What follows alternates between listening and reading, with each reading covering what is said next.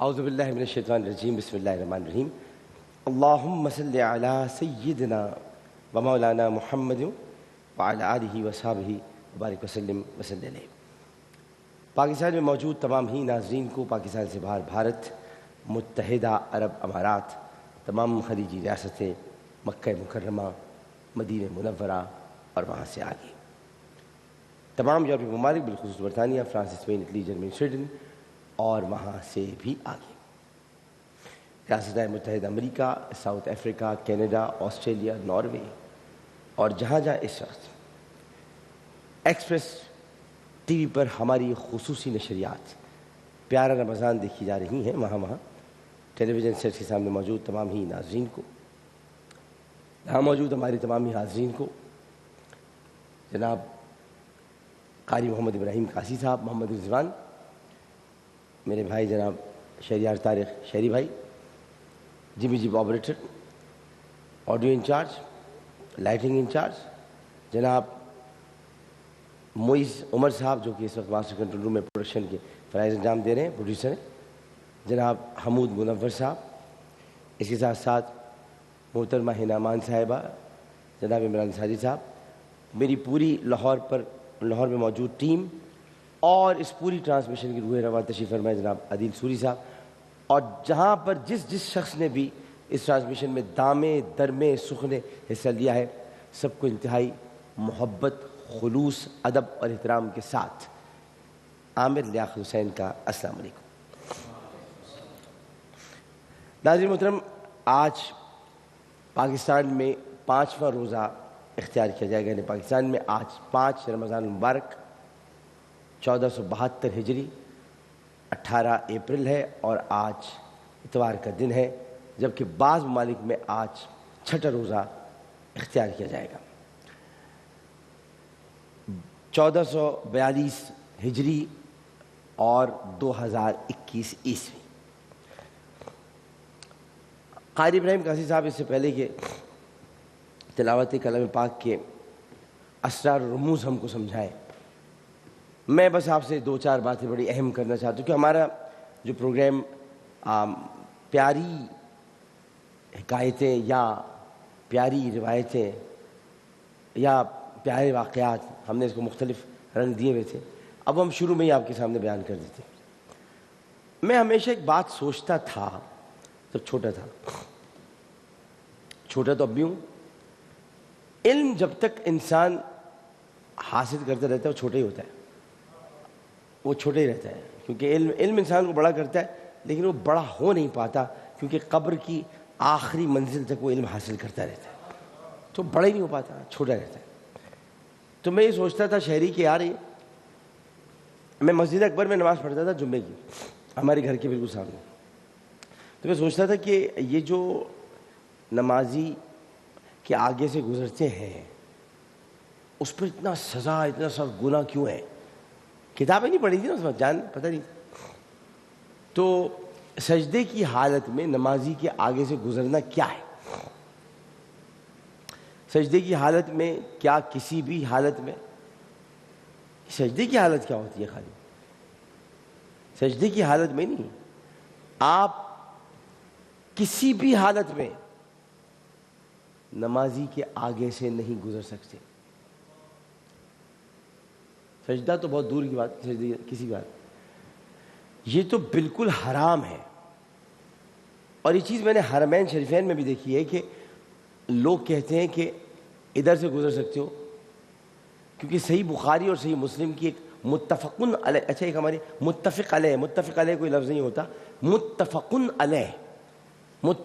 علیہ حدیث ہے کہ اگر کوئی شخص نمازی کے آگے سے گزرے گا تو عذاب، اگر کوئی شخص نمازی کے آگے سے گزرنے کا عذاب جان لے، جملہ سنیے گا، اگر کوئی عذاب جان لے کہ اس پر کس قدر گناہ ہے تو اسے 40 سال تک کھڑے رہنا آگے گزرنے سے زیادہ بہتر ہوتا۔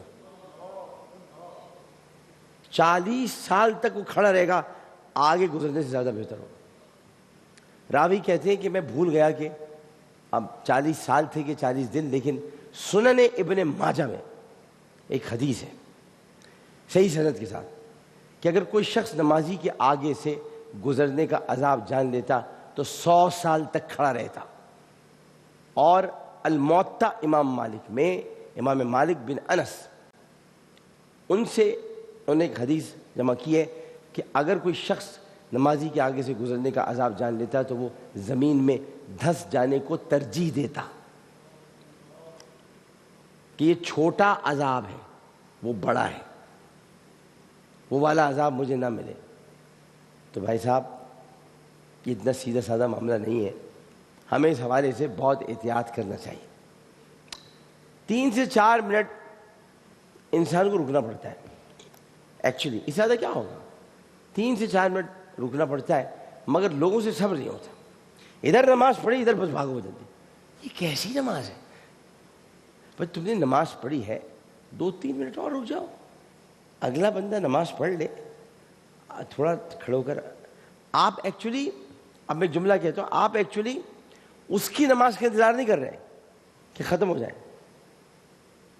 آپ ایکچولی اس کی ثنا و تحمید و تحلیل جو اللہ کی بارگاہ میں بیان کر رہا ہے اس کے ادب میں آپ چپ چاپ کھڑے ہیں.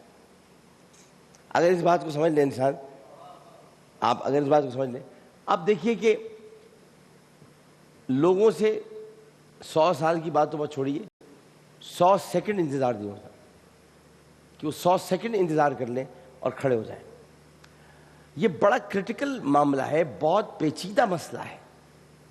اس لیے نبی کریم علیہ السلام نے کوشش یہ کرتے تھے آپ کہ سترے کا اہتمام کرتے تھے.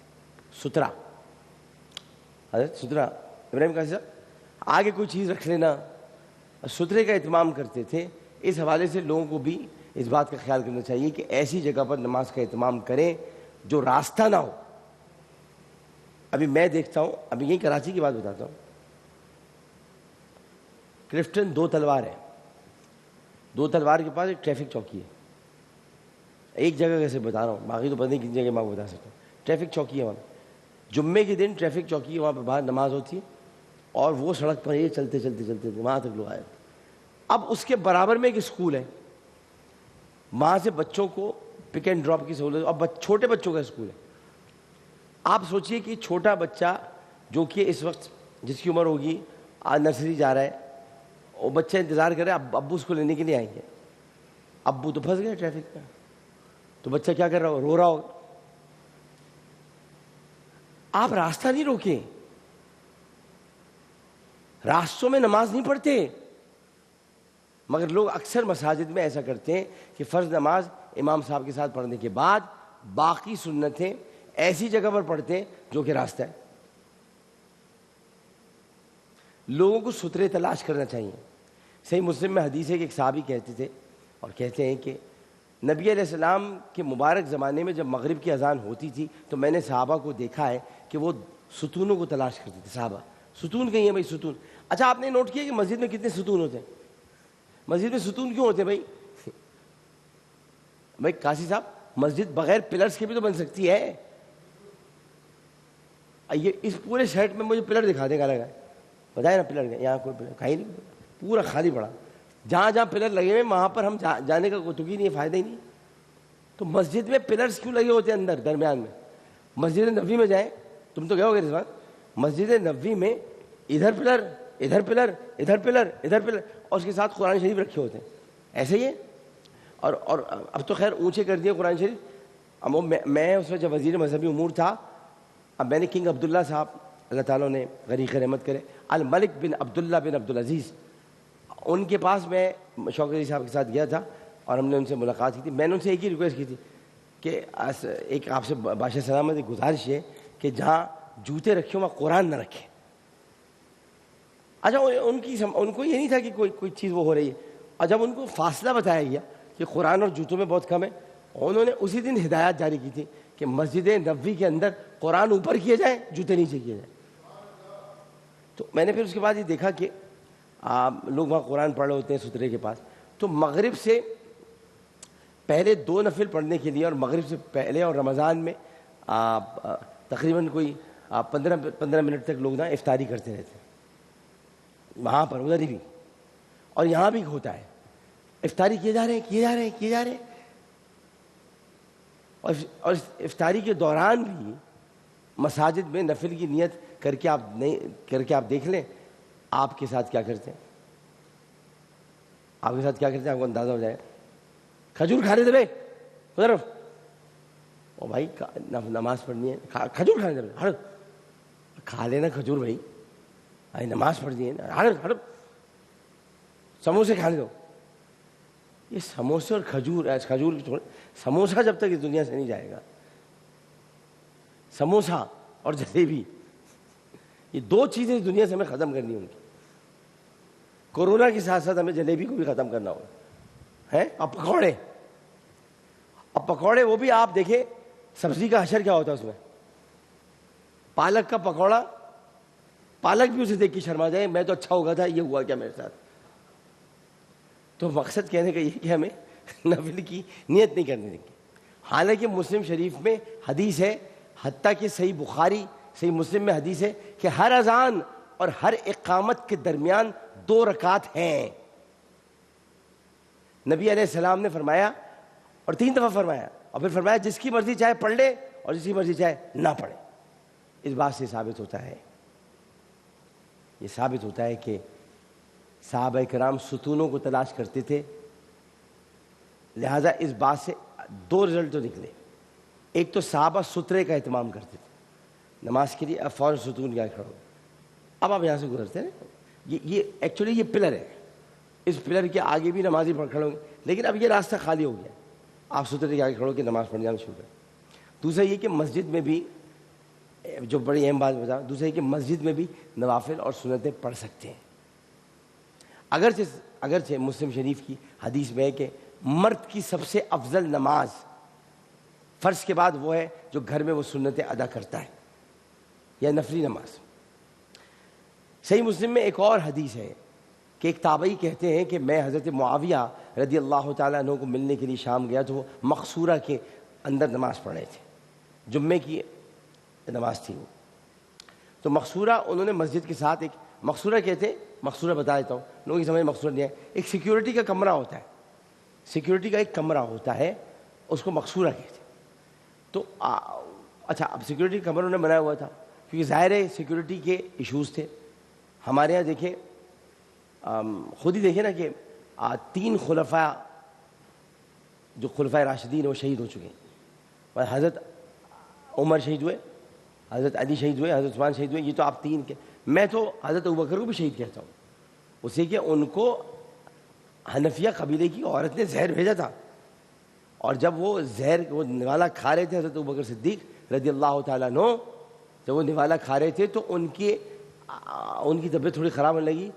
تو کسی نے کہا کہ یا ابا بکر صدیق, کیونکہ امیر المومنین اس زمانے میں نہیں ہوتا تھا. اچھا یہ آپ کو بتاؤں, امیر المومنین خلیفہ کو کبھی حضرت ابوبکر کے زمانے میں نہیں کہا گیا, یہ تو حضرت عمر نے شروع کرایا.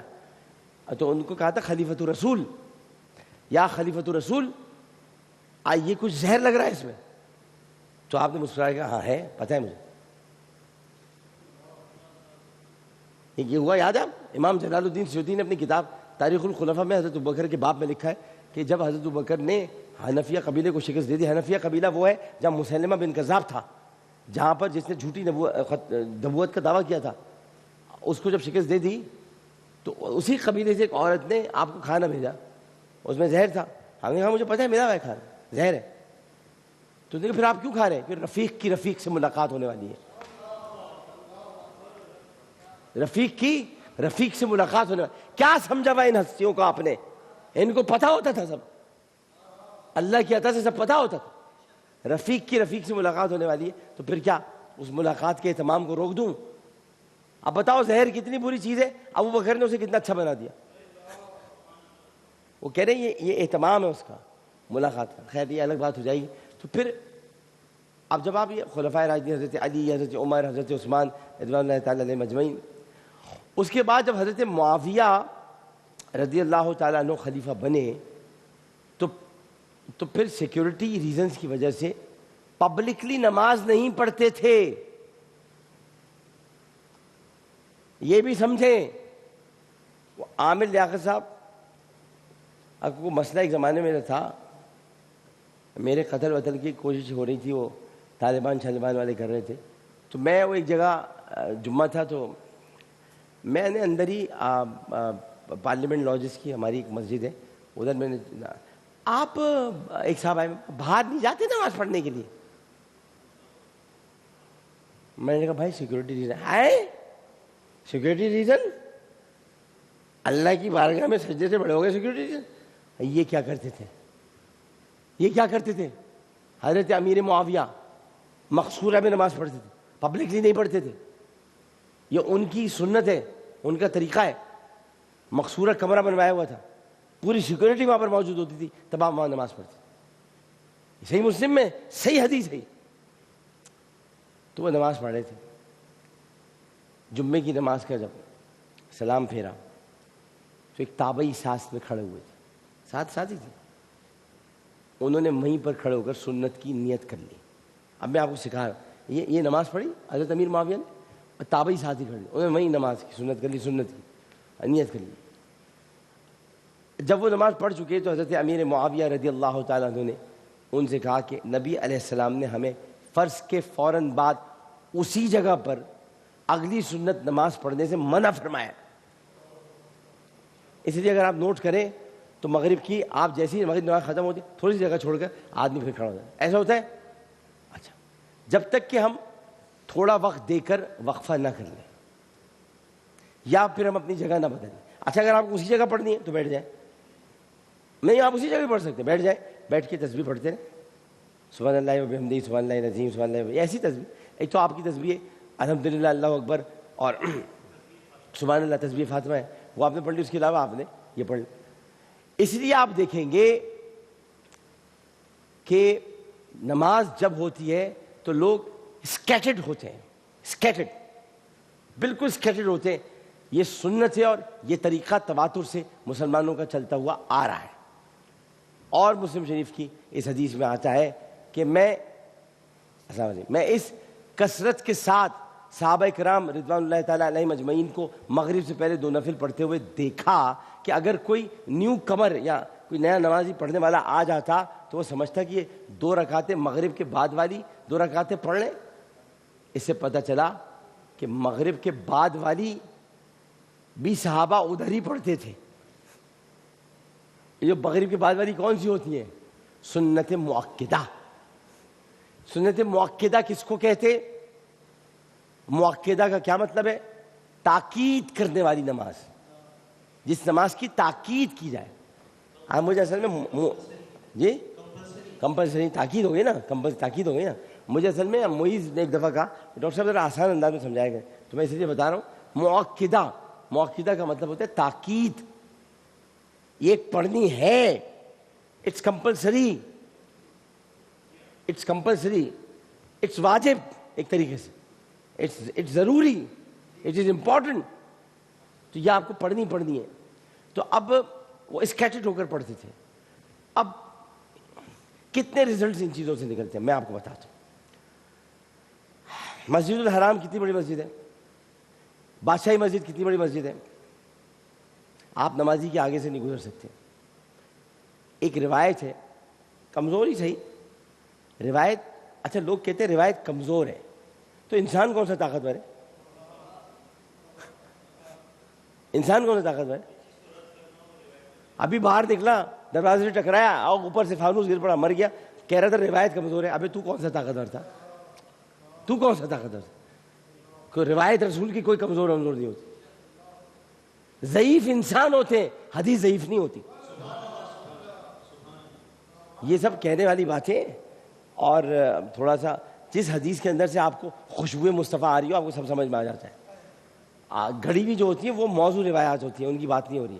تو ابو داؤد کے اندر یہ حدیث موجود ہے کہ اگر کوئی شخص ایک پتھر اٹھا کر, جیسے پتھر اٹھا کر پھینکا یا ایسے پھینکا, تو جتنی دور تک وہ پتھر جاتا ہے تو اس کے آگے سے آپ گزر سکتے ہیں, تو بھی ہمارے فائدے کی بات نہیں ہے. یہ روایت اس لیے ہمارے لیے فائدے کی نہیں ہے, وہ صرف یہ ہے کہ آپ سترے سامنے رکھیں. بس سترا بڑی عام سی چیز ہوتی ہے. آپ نے جیبوں سے لوگ رومال رکھ کر کوئی بھی چیز سامنے, ایسی ہوتا ہے سترا. سترے کے لیے ضروری تھوڑی کوئی ڈنڈا رکھا جائے, کچھ رکھا جائے. اپنی جیبوں میں جو چیزیں موٹی وہ آپ نے اٹھا کے یہاں رکھ دی, بھائی یہاں سے آگے رکھ دو. اب میں نے یہ بھی دیکھا ہے کہ لوگ جو نماز پڑھ رہے ہوتے ہیں وہ صحیح کرتے ہیں, وہ نماز ایسے پڑھ رہے ہوتے ہیں, آگے سے گزر لے, یہ دیکھا ہے بھائی میں نے, مگر وہ صحیح کرتے ہیں, ہاں سے بھی صحیح کرتے ہیں, بالکل صحیح کرتے. آپ بتائیں نا مکرم صاحب, 100 سال تک نمازی کھڑا رہے, ایسا عذاب ہے اس کا. تو وہ اگر وہ کوئی آواز دے رہا ہے نماز پڑھتے, وہ صحیح کر رہے ہیں, وہ بچا رہا ہے اس کو. تو صحیح بخاری اور مسلم کی حدیث ہے. دیکھو میں جتنی روایتیں دے رہا ہوں, آپ بیان کرو صحیح بخاری صحیح مسلم کی, اس میں کہ نبی علیہ السلام جب عید کی نماز پڑھانے آتے تھے تو ایک صحابی آگے نیزہ اٹھا کر چلتا تھا, ایسے ٹک نیزہ اٹھا کے چلتا تھا. رسول اللہ عید, یہ کوئی پروٹوکول نہیں ہے, دس از ناٹ اے پروٹوکول, کیونکہ وہ نیزہ باقاعدہ آگے گاڑتا تھا اور امت کو تعلیم دیتا تھا, یہ سترا ہے. کیا ہے یہ سترا ہے. آپ نماز کی نیت کرتے تھے اور صحابہ کہتے ہیں کہ ہم دیکھتے تھے کہ اس سترے کے آگے سے جانور بھی گزر رہے ہوتے تھے, قافلے والے بھی گزر رہے ہوتے تھے. یہ اب پرانی والی عیدگاہیں تھوڑی ہیں, ابھی جو آج عیدگاہیں ہیں ادھر تو آپ دیکھو پتہ نہیں کیا کیا ہو رہا ہوتا ہے, بند کر دیتے ہیں. لیکن پرانی والی عیدگاہوں میں تو سب ہی گزر رہے ہوتے تھے. اگر آپ پرانا مکہ دیکھیں آ کے تصاویر کے اندر تو بازار بھی وہاں پہ نظر آئے گا آپ کو, لوگ خریداری بھی کر رہے ہیں, طواف بھی کر رہے ہیں. ابھی مکہ ایسا تھوڑی ہے کوئی, یا ابھی حرم ایسا, حرم شریف ایسا تھوڑی ہے. تو یعنی پتہ چلا کہ اگر امام کے آگے سترا ہے تو مقتدی کے لیے کافی ہے. دیکھو کتنی اچھی بات بتا دی میں نے, ہے کتنی اچھی بات بتا دی کہ اگر امام کے آگے سترا ہے تو مقتدی کے لیے کافی ہے. بخاری میں حدیث بھی ہے کہ صحابی کہتے ہیں کہ حضرت عبداللہ ابن عباس رضی اللہ تعالی عنہما, وہ یہ کہتے ہیں کہ میں چھوٹا سا تھا تو میں صفوں کے آگے سے بھی گزر جاتا تھا, مجھے کوئی منع نہیں کرتا تھا. یعنی اگر آپ امام کے ساتھ جماعت میں, یا بلی ہے کوئی,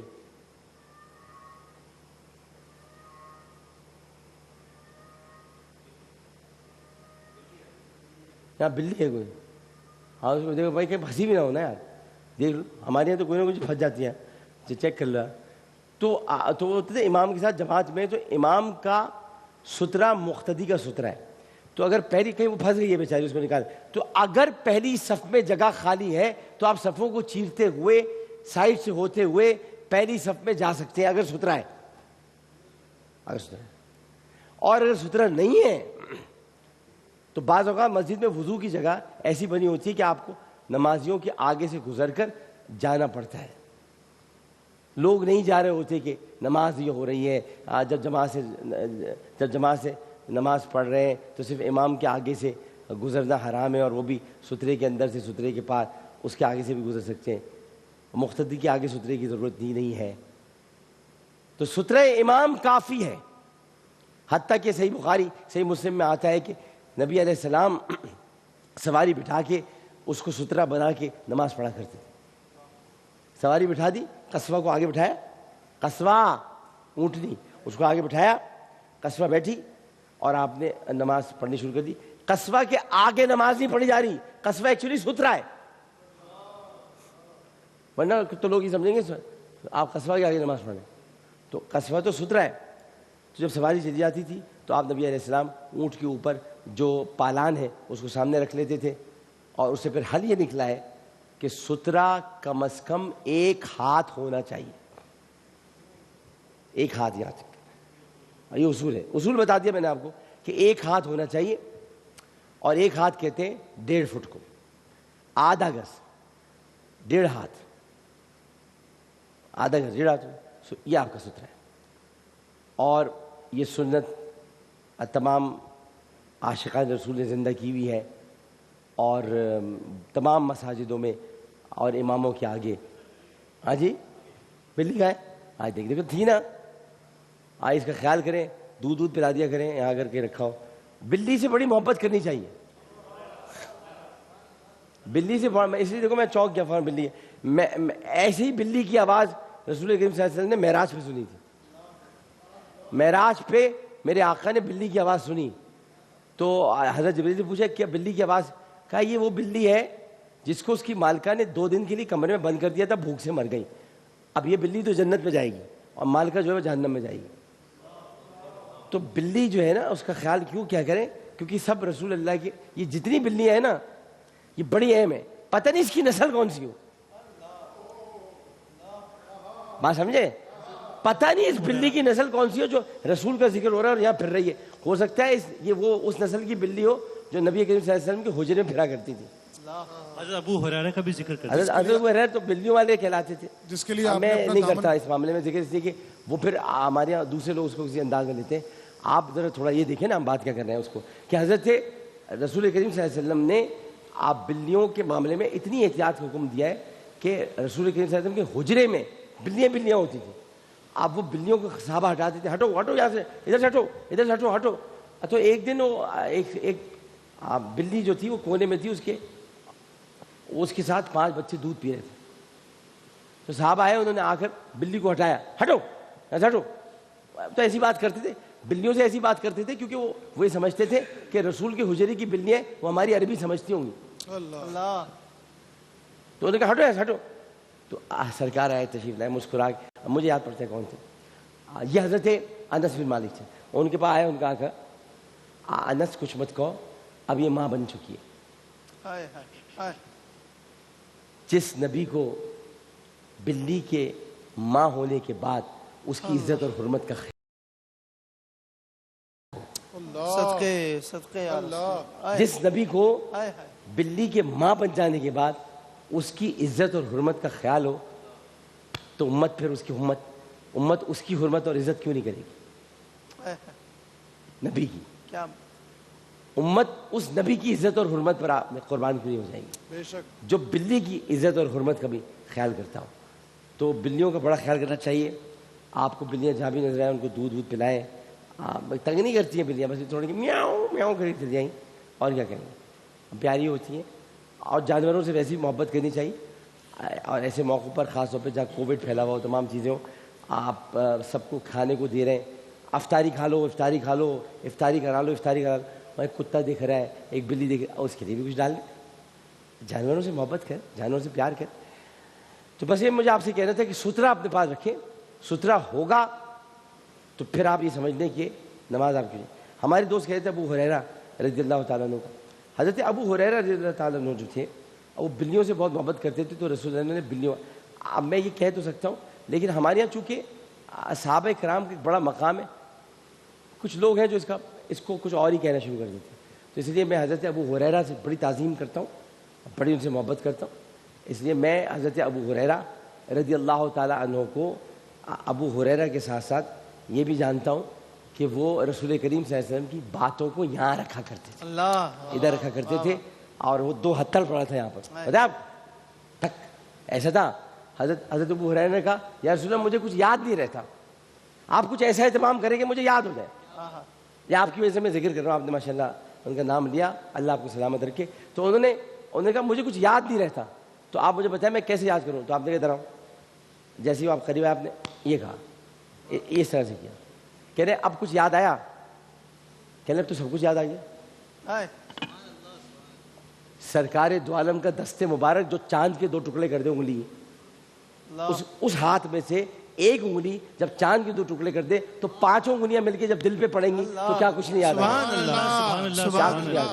سبحان اللہ. چلتے ہیں جناب قاری محمد ابراہیم قاسی صاحب کی طرف.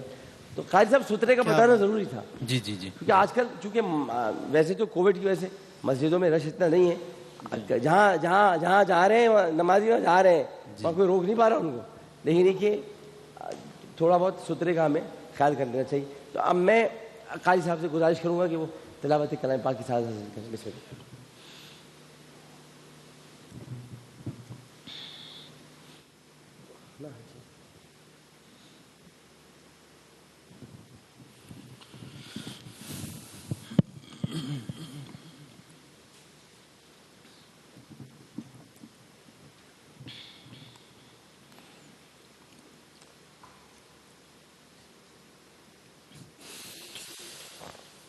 أعوذ بالله من الشيطان الرجيم.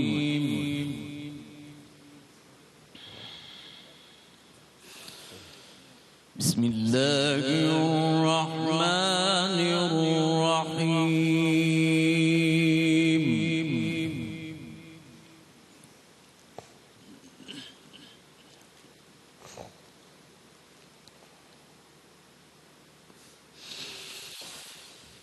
إن الذين قالوا ربنا الله ثم استقاموا تتنزل عليهم الملائكة سبحان اللہ.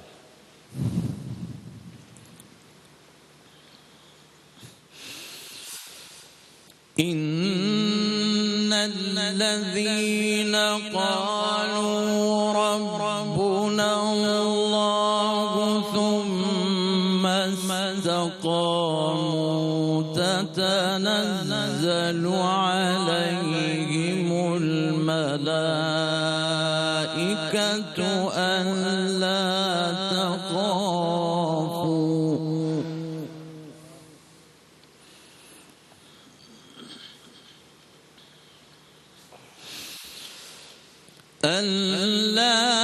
تخافوا ولا تحزنوا وأبشروا بالجنة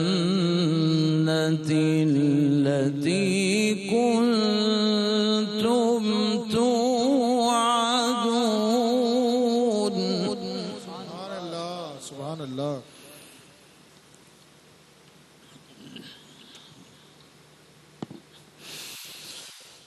نحن أولياؤكم في الحياة الدنيا وفي الآخرة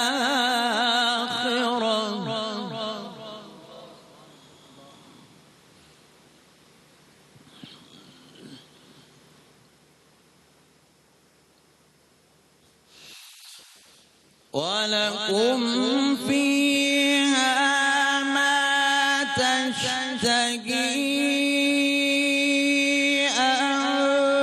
أنفسكم ولكم فيها ما تدعون نزلا من غفور رحيم.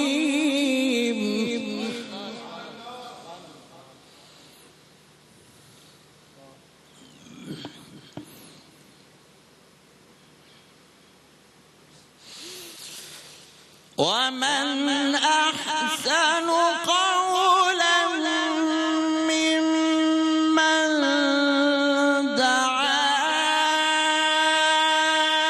إلى الله وعمل صالحا وقال إنني من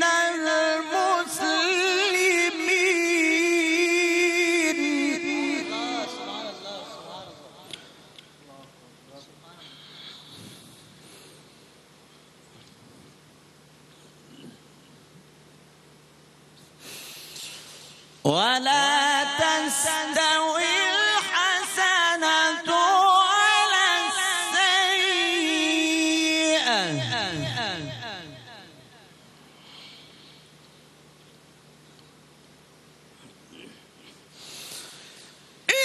ادفع بالتي هي أحسن ادفع بالتي هي أحسن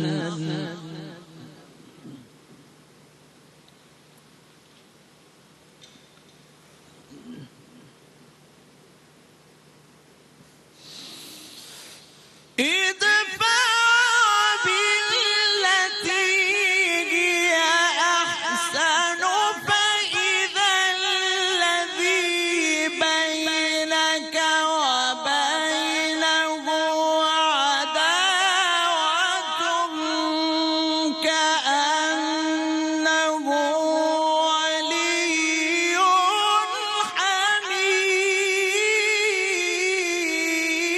حميم. سبحان اللہ سبحان اللہ سبحان اللہ.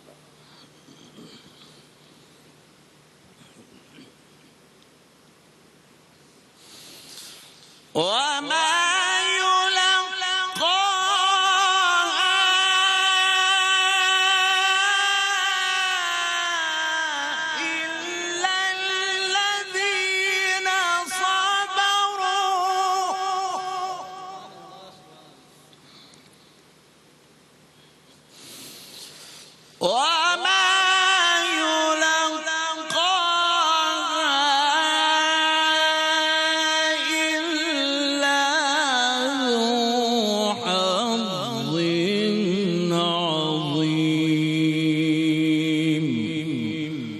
صدق اللہ العظیم.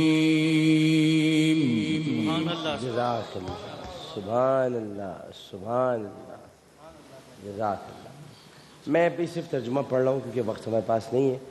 وقفے کے بعد جب میں آؤں گا تو پھر میں اس کی ذرا تفسیر بیان کروں گا.